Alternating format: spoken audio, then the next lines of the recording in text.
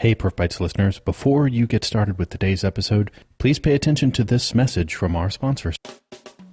Whether you want to load test your APIs or browser-based applications, you need to be able to easily scale up volume and identify problem areas. SmartBear has you covered.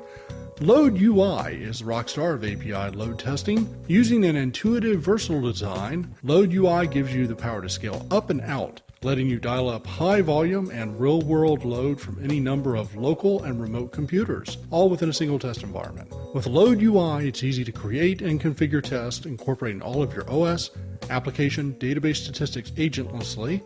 It's fully interactive too, so you can easily modify your tests and fix errors on the fly. Load Complete is an astonishingly easy-to-use load testing tool for HTML, AJAX, and rich internet applications. Create and run automated tests in minutes using browser to naturally record your interactions with the website or app, scale up the number of virtual users, pull in data from Excel and other data sources, monitor server resources during test execution, and even distribute your test geographically. Reports and charts make it a breeze to explore aspects of how your site or app performs under pressure, and ultimately to pinpoint performance issues proactively. Load UI and Load Complete by SmartBear ensure outstanding performance across your entire web stack. It's time for PerfBytes. What the is PerfBytes? The fourth square meal of the day. Filled with PerfBytes. Waffles, microwave ready. Blah blah blah blah. Add nutritional value to your brain. It's time for PerfBytes with your hosts Mark Tomlinson and James Pulley. PerfBytes. Whatever. Hey, it's time for PerfBytes once again. And James, it's after the cyberness. We've made it into December, and I don't know about you, but I'm so relieved. I'm still alive. All my colleagues are alive. My customers are doing well. How about yourself? Did you fare well on after Cyber Week? I'm alive. I'm well. None of my customers showed up in the news. That's good. That's always good, I think. Yeah. And it is just that special time of year. It is that special time of year. Now, e-commerce sites, a lot of people think once you make it through Black Friday and Cyber Monday that everything's over. You can just rest. We can relax. We can kick back, have some eggnog, the strong stuff, the real eggnog. And put your slippers on, lay around. By the way, if you need a good eggnog recipe, Alton Brown. Alton Brown. Hey, let's go put a link on the PerfBytes website for Alton Brown's eggnog. But if you ever talk to your folks in production management, operations guys who are still monitoring the site, you'll notice that they're still at kind of peak volumes between Black Friday, Thanksgiving or so, all the way through last minute Christmas shopping, because they've got another couple weeks where you can get stuff shipped overnight. So we would be looking at not only the e-tailers, but also your FedExes, your UPS. I mean, who knows? Those guys, the shipping people internationally, they're getting hammered with traffic. And there's a UPS facility nearby where I work, and usually it's just brown trucks, but you'll notice like half of them are brown trucks and U-Hauls because they have twice the volume. Now, it may not be a computer outage, but you can tell that they're throwing hardware at the problem. It just happens to be a U-Haul.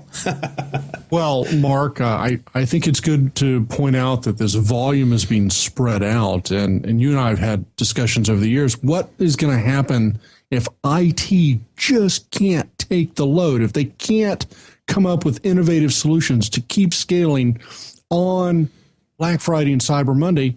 Well, I think we're seeing that come to fruition this year. If you noticed, people like Target, Walmart, they began having sales a week in advance. Or a couple of weeks in advance. And these sales are continuing to trickle through. So instead of getting this huge spike of everything on that day, you have all these little spikes coming through the entire period. And then after Christmas, you know what's going to happen? Gift cards. Gift cards. There's going to be the post. A lot of people will wait and do the return. There should be like immediate return things. I know a couple of retailers will take you like stuff shows up in the return line, and like 5 seconds later, there's the repurchase line. They should just have a trade 'em line where people stand around and say, "Yeah, I got this thing. Anybody want it? Anyone want to trade for the other thing?" I mean, that would. You've got a TV. I've only got a Teddy Ruxpin.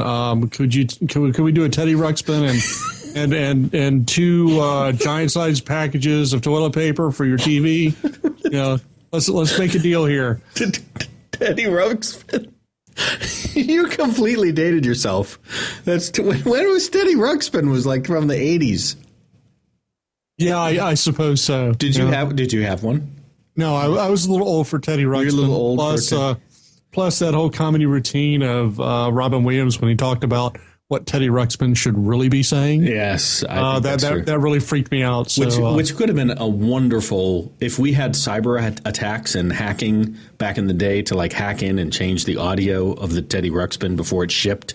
That would be brilliant. Like drunk Teddy Ruxpin. Actually, I think it was a merger of Chucky and Teddy Ruxpin that Robin Williams was doing. Oh, that's just scary. Okay, so let's have a chat then in this episode just about what has changed with Black Friday and Cyber Monday, and is there any update really from what we've learned? Here we are, about a week and a half or more outside of Black Friday. I have a few things to share. But first, before we dive into what's changed, we still did have a few offenses. Sort of the news of the damned worthy offenses there on Black Friday, James. So what did you pick up on? There were really only 3 that percolated to the top of the stack. Yeah, there was Best Buy. Yep. Which, Best Buy got enormous press for its outages. Yeah. It went on and on in my email inbox. Yeah. On that. And for us in social media, there were a lot of the PerfBytes followers. Thank you guys for sending us. Anytime you see something, Tim Western, John Curtis, I think we got some stuff from Mahesh or from the Trust IV guys as well. Sent some stuff over to us. So we totally appreciate that. Even things that we never pick up in the Google feed for outages. But yeah, Best Buy it was first thing. I want to say was it Thanksgiving or it was on Friday? It was on Friday and it morning. went down and came back several times. Yeah. And I think that's what drove the news stories, down and back, down and back, down and back. Right. And I can't imagine all those people who are sitting there ready to buy, and then the site goes out. What are they going to do? They're going to hop over to Amazon. They're going to hop over to Walmart. Yeah. And if Walmart or Amazon or someplace else is able to capture that sale, that's it. That's revenue lost to Best Buy there. It happens that fast. And I think to this point, there's still people in sort of marketing and the online e-commerce promotions at companies that don't quite understand how fast the common user, not even a savvy IT user like the people who listen to the show, your aunt or uncle or the strange person who does nothing with computers, they know how a URL works. Bang, bang. They go right over to walmart.com. Done. And then auto logs them in. They know what they're looking for and they nail it. So it can happen in less than 30 seconds. They make the transaction happen with another retailer. And if they're using a meta shopping site like Google Shopping, they can choose right there. It's even faster. Oh, absolutely. Absolutely. Yeah. So there were a couple of other ones, some that you wouldn't quite think about. Yeah. So we had this Black Friday insanity has crossed the pond and is infecting UK shopper behavior. So we had retailer Tesco. Their website went down on Black Friday as well. And people might not, if you don't know Tesco is like one of the largest.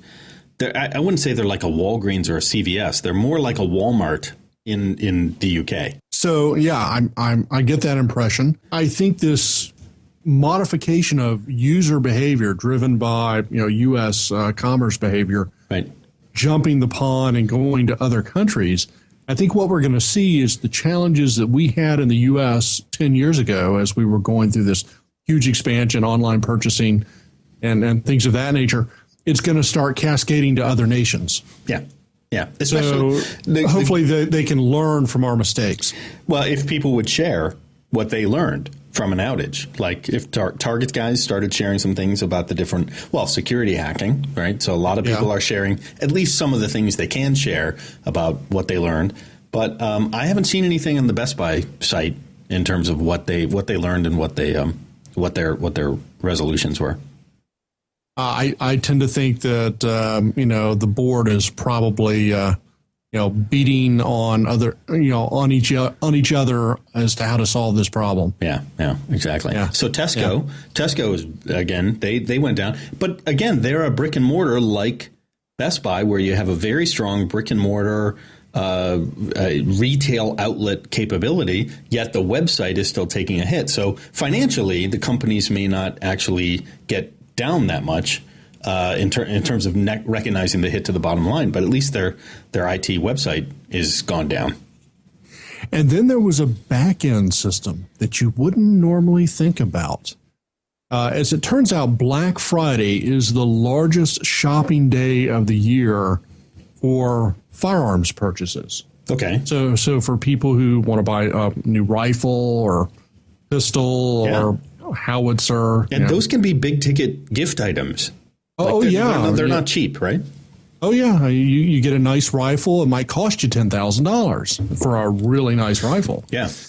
But for each one of those, there's the National Instant Criminal Background Check System that every purchase at a gun shop has to go through. And that is a common system used by all gun shops in the United States to do that instant background check. The central repository over a web service kind of thing. And you see what happens. It's interesting in that respect. Hosting for PerfBytes.com has been provided by NewCo, New Centers of Excellence in Performance Engineering. The Script Farm, LoadRunner by the Hour, Cloud Architect, Videratech, and LightSquare. For more information, please visit the website at www.newcoe.com or call 888-212-1104. So, Mark, I know you've got a couple that you observed as well, and I think one of them may be related in the hunting and fishing side to what I just covered on the National Instant Criminal Background Check.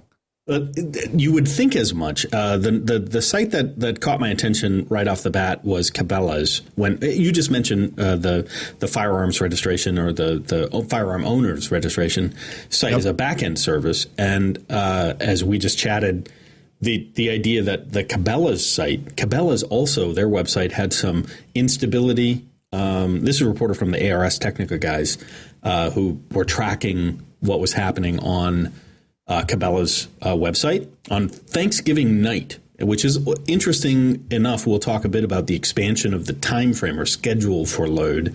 It's not just Black Friday. It's now getting into Thursday night as well. But so Cabela's had some stuff happening on Thursday night, and then they switched gears and did something, but by Friday morning they were completely AWOL. Like the website was completely gone, and they had one of those, inconspicuous, or I guess it would be conspicuous. What's the proper term? Conspicuous, right?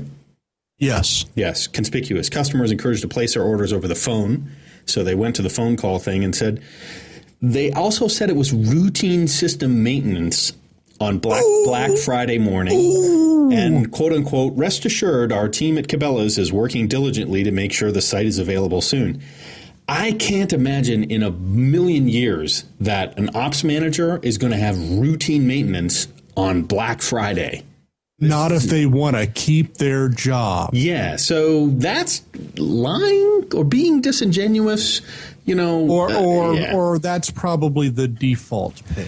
It might be a default page, and that's there's nothing wrong with that. But some people, just the basics saying the site is unavailable or very sorry is much more simple than just making it look like, oh, we intended to take the site down, because guys, everyone knows you're not going to take the site down on Black Friday.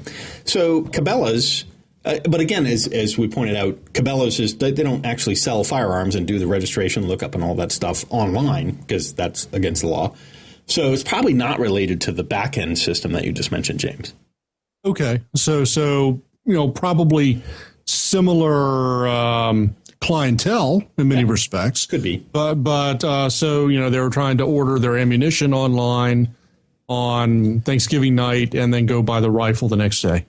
Or something like that. Yeah. I don't know. No, so there's a couple others that came out, and one right off the top strikes me in, as we were just talking about Nike, Foot Locker. Foot Locker went down as well. And they had different things. I think they actually do a nice job, as we've talked about, people leveraging properly the CDN and the front end of the site being cached properly in a distribution network like Akamai, and then limiting the extent with which you can go through a cart checkout process. The majority of that you try to keep static, where the essential fields are just exchanged through step 1, step 2, step 3. But, James, Foot Locker probably has that same old problem that we always talk about. Well, actually, I think Foot Locker probably has a bot issue, because this is very common with retailers this time of year, particularly for really high demand, low volume items. Yeah. There always seems to be some sort of shoe from different vendors every year that's the shoe that all the kids want. I know I've got a set of neon yellow hyper dunks that when I wear them, all the neighborhood kids are like, "Ooh, where'd you get those?" That type of thing. If you can imagine me in a pair of neon yellow hyper dunks, I can. What I've noticed for a lot of retailers of that nature is there tends to be an awful lot of bot activity just going against the site on a regular basis. Yeah. And if you compound that with the traffic load associated with holiday, there's usually extra bot traffic going after specific items. Sure. So you have all these automated agents loaded up on the system, plus the individuals that are coming in as actual users. And even when you do the best of all solutions for CDN and things of that nature, it can have a very crippling effect because of just the speed at which all those automated agents run. Yeah. So it's because of activity like that ramps up around the holidays, in addition to general user load being higher than normal, both in Cabela's case and I think also in Foot Locker. The thing that everyone has found out is there's a lot of third-party content on the site. So one of the things we advised in previous episodes is that maybe during these peak events, you decide sort of minimizing. Maybe not every department and every property on your website has their own tracking beacon or something. You start minimizing those maybe cut 50% just for a few days or maybe even a week to get through the holidays. You decide, all right, we may have 40 different marketing beacons. Let's just choose one to get through the holidays because it's all bloated weight on the page. Now, Foot Locker, again, they both do a lot of CDN work. Foot Locker has a lot of the front end stuff in Akamai. So we're just guessing that these guys, there was a tweet out from Foot Locker that said, go ahead and refresh the page and it will, fix things. So clearly they were doing development and repair responsive. So hopefully they had a good SWAT team who was pushing stuff out into the VPN and asking customers to refresh the site in real time. But that's you took a black eye and you're getting back up, in the game. So that was good for those guys as well. The last one I came across was also my old friends at HP. HP's Hewlett-Packard's online shopping site took a dive. And, it always bugged me when I worked there that we had, world-class load testing tools, solutions. We had them in the cloud. We had SaaS back then. We had all these capabilities, and even within their own company, and, internally, got to tell you, if you work at HP, you can get your internal tools for free. The licensing was free. So the HP online shopping guys never turned around and called me up and said, hey, can we use LoadRunner to blow up our own site? And here they are again on a Black Friday, taking a nosedive. Mark, maybe they were using the HP EDS division to do their performance testing. Or they were using someone else's tool, or more often than not, as we know, James, they just didn't do anything. And that's sadly the majority. In fact, knowing my own history and stuff. So a shout out to HP, to Shane and John and Sylvia. Call up the online shopping people and just offer them Storm Runner Load for free for a while. Give them the community. Just remind them that, hey, you don't have to take an outage. You can use our tool. Use your own tool. So that was kind of sad. So Mark, overall, there was kind of a cumulative effect across the industry. Yeah. Where, according to VentureBeat and an article they cited, is that on Black Friday, desktop pages were about 20% slower than 2013. Yeah. Mobile pages, so getting back to that network issue on the mobile pages, were 57% slower. 57% slower. And here's where I would love to have a chat with someone like Curtis, Cowboy Tester, Curtis Sternberg, or Philip Liu, or Jean Ann, about the size that the form factor for mobile. And there was a lot of news about the fact that more people were on mobile devices doing shopping online during these few days than ever before, which you would expect, right? People get more. They just abandon the desktop. I'm sitting there and I'm, And you know what? I think that probably impacted the desktop users as well, because if they're coming across cellular, the latch time on the resource is longer, and that slowed everyone down. Yeah, but here's the thing that to key into. I actually saw my old boss, Jonathan Rendy, he's now with Keynote, actually. He was talking about sort of the performance impacts or the oversights when people go to a responsive web design. And Phil Liu and I did a webinar on this, talking about what are the performance impacts of that. And you have a lot more interactive content and a lot more logic firing on the client to figure out, what sort of interactively to display to the user. And it's so ironic, and I think it's the proper use of the word ironic, that they call it responsive web design, when actually, if you don't examine the client-side performance for those designs of the page, it's actually unresponsive, especially if you have a larger form factor and people are surfing more on mini tablets, and iPhone 6s are larger, and they're on other tablets and a Galaxy device, and they're getting on mobile devices with larger form factors, which means all your algorithms that render pixel to pixel, corner to corner vector are going to take 2 times, 3 times, maybe 4 times longer to compute. And that just chews up the CPU. And that means, again, to the back end, longer latch time. So the usage is up. And I think the form factors are changed. And so there's some really, if you're doing responsive mobile design to run on a mobile device, you got a perfect trifecta of the good old latencies of mobile plus increased form factor plus additional active dynamic code firing on the client. Put those together and the back end is going to suffer on Black Friday. And that's what I think we're seeing with these guys. And let's face it, performance is hard. It really is. Is it? Well, it shouldn't be, but it is. Aren't there any free learning resources out there where people can learn about performance and make it not so hard, James? No. Speaking, there are zero. There are zero. As we speak into the microphone and share our knowledge. James, what are we going to talk about when we come back from the Nuco break? Well, I think we should talk about some of the things that are impacting this. The shift in user population, the change in business processes, and we also need to take a look at, as an organization, what do you need to archive today for planning for next year? Very good. All right, here comes. You know them. You see them hit the end of an iteration and they just plain ran out of time for performance testing. You hear them convincing the VP of development to just fire all the testers. You see some other kids aren't testing at all. And you see the cool kids, well, they're testing in prod. It can be tough under all that peer pressure just because you want to be cool too. But being cool isn't as important as it seems.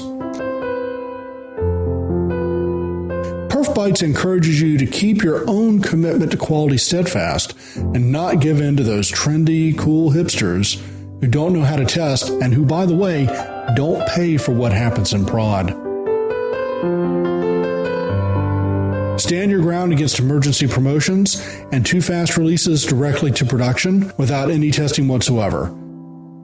Know that PerfBytes supports you because friends don't let friends deploy without testing.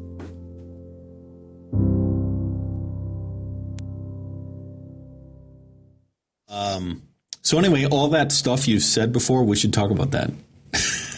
So, okay. So let's roll back what I said before the break. Let's go in reverse. Let's start with what you need to archive right now. Yeah.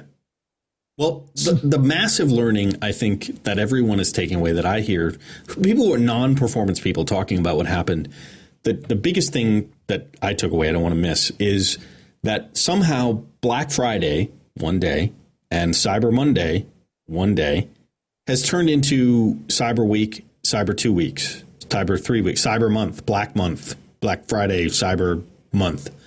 And what it's plaid. Yeah, it's plaid. But you mentioned it at the top of the show. Like, are we really seeing that the marketing department has given up on a single spike event happening on a single day promotion, and they've just washed it out and said, we can't, is it anything really, is it just that they're desperate for business and so they expand the time frame? It's an entire week of Cyber Week versus one day.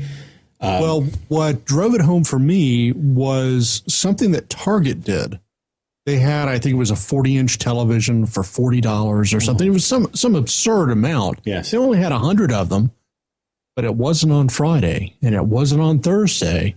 It was early in the week. It was like Monday or Tuesday. And I'm like, yep, we finally crossed the chasm on this whole issue of they figured out that they can't put everything on that day because their resources, whoever they have, just can't keep up. Right.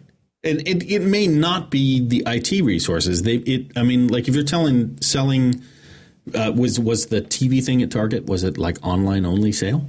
It was an online only sale. Online sale. So, I mean, maybe the market, it's differentiation. Like everybody knows Black Friday and Cyber Monday. So maybe just from the market analysis, they're like, all right, well, let's just do our own thing on Thursday. Let's do our own thing all week. Maybe they're just doing it to differentiate versus IT.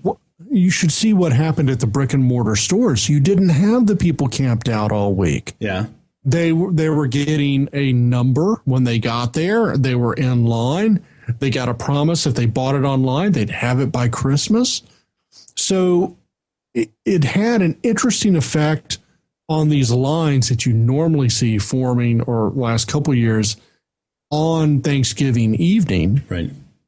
And those just weren't there this year. So to your point about what should we be thinking about for next year, what we should be archiving, in light of the fact that maybe the dynamics and the workloads are changing, maybe the spikes or peak times are changing, and we need to adapt in 2015. What's your observation on what we need to archive for next year? Right away, grab your entire web log, and if you have access to your Akamai log, your CDN log, or if you're using Omniture or something like that, log the entire month for data analysis. Keep it. Keep going back to it. And what you want to do specifically is you want to understand what percentage were your mobile users, right, and how that has changed over time. If you see that your mobile population is going, perhaps you need to segregate your server population and dedicate several just to mobile so that they're not impacting your desktop users, as an example. Okay, yeah. You also want to look at it from a load perspective. just how much load was coming in and what was the pattern. Yeah. What was the high volume period? And I think we need to go back to our 50 by 50 rule as well. Well, wait a minute. Now there was a 100 by 100 rule. Now it's 50 by 50. Okay. Yeah, I cut it in half because people weren't listening at the 100 by 100. They thought it was too large. Make it some strange number like 63. Okay, 63 by 27. Yeah. If you have 27 items in a cart for more than 63 days, it's some magic formula that only you and I know. Exactly. Oh, I'm sorry. You're in .NET. Then it's 42, of course, by 84. So, I mean, what really drives this home is Greg Kudos, of course, grandfather of Windows Update, or godfather, yes, or whatever he is of Windows Update. Yeah. He went to a vendor that he had not visited in like 8 years, and he opened up his browser and it checked his IP address and it loaded a shopping cart, and lo and behold, there was something in there from 8 years ago. And you know what? They don't even sell it anymore. Yeah, exactly. Because the vendor doesn't make it. So, oh, man, you need to be scrubbing your shopping carts, especially if they're persistent carts, for items that you no longer have in inventory, no longer being made. If they're in volume, if you're at Foot Locker and someone's trying to equip a sports team, you know what? Have somebody call that person and see if you can convert them to a sale. Yeah. If not, wipe out the cart.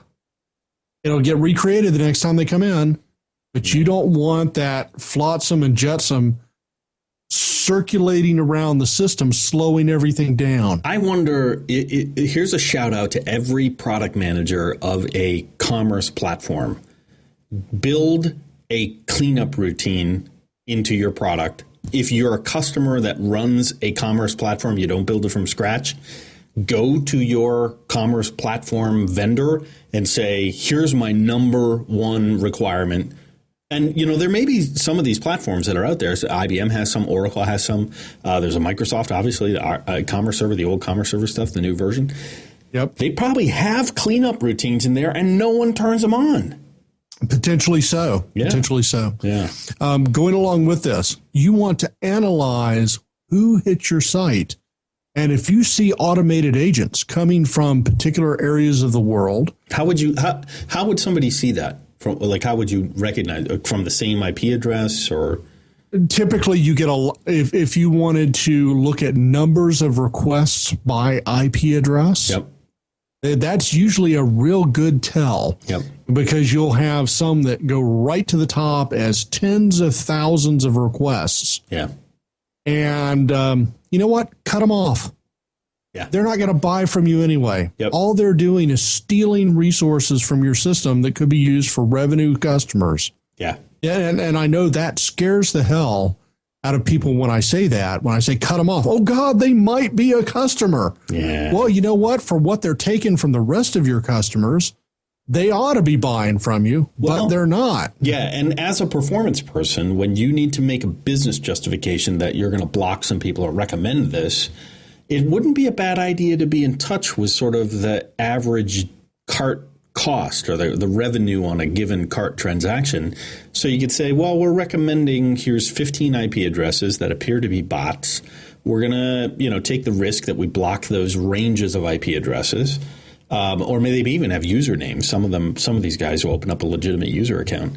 Just to know what the bottom line impact could be. It's probably less than 0.1% of 1% of all of your sales. In fact, the upside would be the load on the site allows you to up your throughput by 5-10%. Oh, sure. Some of them will be taking 10 or 15% of your available resource pool in this case. But you know why that is? It's because bots are automated, like automated scripts. They hit the site faster and harder, and in some cases not cached. Yep. They could use JMeter. They could use a WebDriver. They could use these different tools to crawl the site, and they hammer it. They're 10 times more intensive than a real user on a real browser. So just one bot can take up the resources of 10 or 15 real end users. So that's what's unfair. And if you look at the system behaviorally at what they're doing, they are not operating as a real user. No, not at all. In fact, you could probably profile their behavior, write a rule for your firewall that if a person engages in this behavioral characteristic, then block them. And maybe you don't have to permanently block them, but if you block them for 10 minutes or a random period of time, 10 to 30 minutes, and then let them in, and if they hit the profile again, you reblock them. After a while, they'll figure out they're not going to get in. Now, think about this for a second. There's a couple of hurdles that folks might run into. One is just getting access to those logs if you're in QA. And sometimes ops, there's security reasons they won't give you those logs. Yep. It's production data. If there's PCI or PII data in there. Well, according to PCI compliance, there should not be any PII data in there that's not encrypted. So if you've got credit card data and things of that nature in your web logs, you've got bigger issues. Yeah, you got to log a bug. That's a serious bug. So, but that's one. You might have challenges in getting that data. The second thing is, if they hand it over to you in some raw format, just logs, you might need a solution to load those into a database like Mongo, Hadoop, or something like that, or Splunk. If you don't have Splunk, if you have some of these other tools that will give log analysis, James, you mentioned, maybe I'll edit this out, does LightSquare suck up those logs and do things with them? We do. We look at it purely from a performance perspective. Oh, yeah. Top 25. We do have some bot analysis that we'll do for customers. And we'll even do shopping cart analysis. If you're allocating resources too early, we can tell you when to allocate in order to get maximum resources available to new customers. Yeah, but just be aware that this is, if you're in a performance team or a performance testing team, cooperating with the ops team for, let's say the December, January timeframe, maybe you can take 10 days, 2 weeks or more to do that analytic analysis, parsing, grepping through the logs, looking for these kinds of things. And it takes time, but it's worth it. Now, the other thing I'll say is, let's say you're doing bot analysis and you come up with some IP ranges. By October of 2015, it's going to be a whole different set of IP ranges probably. But you're looking for similar kinds of patterns, and understanding the pattern is more important than what an individual IP address would be. Exactly. Each of these bots that are created has a pattern fingerprint of how they operate. And if you can identify that fingerprint, even if you don't do anything for the next year, and all of a sudden in the first week of cyber, or first day of cyber week, you turn on all your filters, that'll disrupt them enough that hopefully you can make it through with far less bot traffic. Exactly. And they'll be done. So in a nutshell, Black Friday, Cyber Monday, even our friend Ben Simo says, it's a lot like last year. It wasn't twice the volume. A handful of sites went down here and there. They seem to be doing the right things. Best Buy had a lot of static content. Foot Locker, a lot of stuff in Akamai and CDNs. They're following good practices. Just maybe a few things here and there.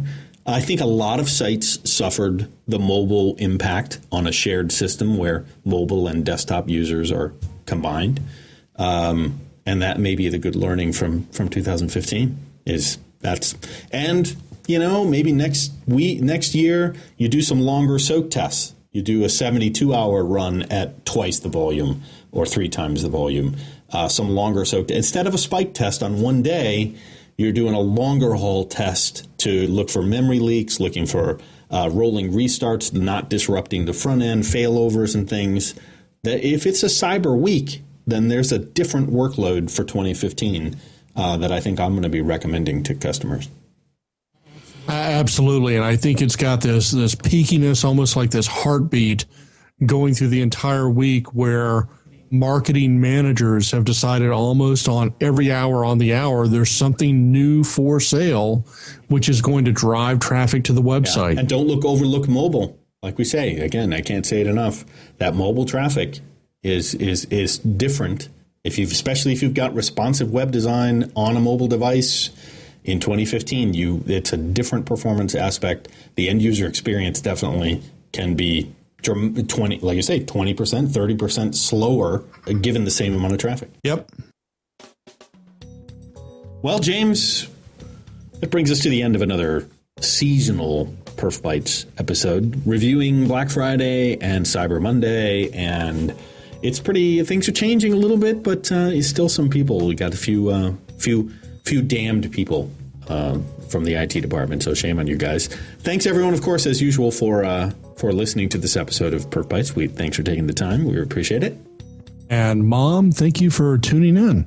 Yes. Thank you to James' mom. I always thank the sexy Irish voice of PerfBytes, who does the voiceovers and such and selects the winners of the shoes at STPCon. It's because she's generally awesome and supportive of what we do.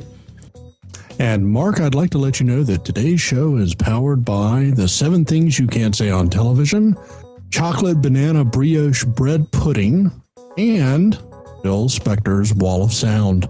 So it's brought to you by 3, a perfect trifecta. I think that you can't get better than those. Especially not when it involves Phil Spector. Also remember that all the content here at PerfBytes is copyrighted and protected by the combined taste of eggnog and cigars, in that you would never, ever want to taste that. So you should never, ever want to purposely violate our copyright on all the good stuff that PerfBytes shares with you. James, have you ever had eggnog and cigars? My mouth has developed a coating just at the discussion of it. Yeah, it does. It immediately tells you don't do that, and that's why it's protecting the copyright on our stuff. For more information about PerfBytes, of course, you can visit the show's website at www.perfbytes.com. You can follow us on Twitter or the Facebook. And, of course, you can always subscribe to us and listen to the feed for the podcast on iTunes, TuneIn Radio, and Stitcher. Just open up your favorite listening app and search for PerfBytes and click the subscribe button or favorites button or whatever kind of button you may have there. And everybody, stay tuned, because 2015 is going to be a great year. We've got April 2015 where we're going to be at STPCon. Mark, I believe you're going to be in Ohio in January with Raj at... the Northern Ohio Software Quality Assurance Association in January. I think it's on the 15th of January. That's with our good friend Raj Subra. Rob Subramanian, who's going to be hosting us there. So it'll be great to be in Ohio in January. And then, of course, the PerfBytes show and staff are supporters of the Practical Performance Analyst, the Performance Engineering Book of Knowledge, the Computer Measurement Book, the Workshop on Performance and Reliability, the Performance Manifesto, and, of course, the Software Test Professionals community of software testers. As James stated before, we're going to be in San Diego in April of 2015. Woo-hoo! Yeah, I know. It should be awesome. So come hang out with us in San Diego for STPCon. It's the show's just getting together. It's a good conference. I'll be at Test Bash in March, doing some training with Simon Knight and the guys there, but mostly hanging out, just having a great time in the UK, in Brighton, and we'll see you there. But we'll have everyone have a great holiday, have a safe and great holiday, and spend all of your spare time in front of the Yule log, having a sip of port or sherry during the cold. It's cold outside. Stay inside and listen to all sorts of old episodes of PerfBytes, especially the You Might Be a Performance Tester, episode number 27, which is absolutely hilarious. I can't disagree. No, that one and performance analysis. That's the number 1 episode. Excellent. Yeah, it is. And we'll see you guys in another episode soon, where James and I will be together in Philadelphia for the 2014 year-end wrap-up of PerfBytes, which will be great. Thanks, everyone. Have a great week. Have a great week.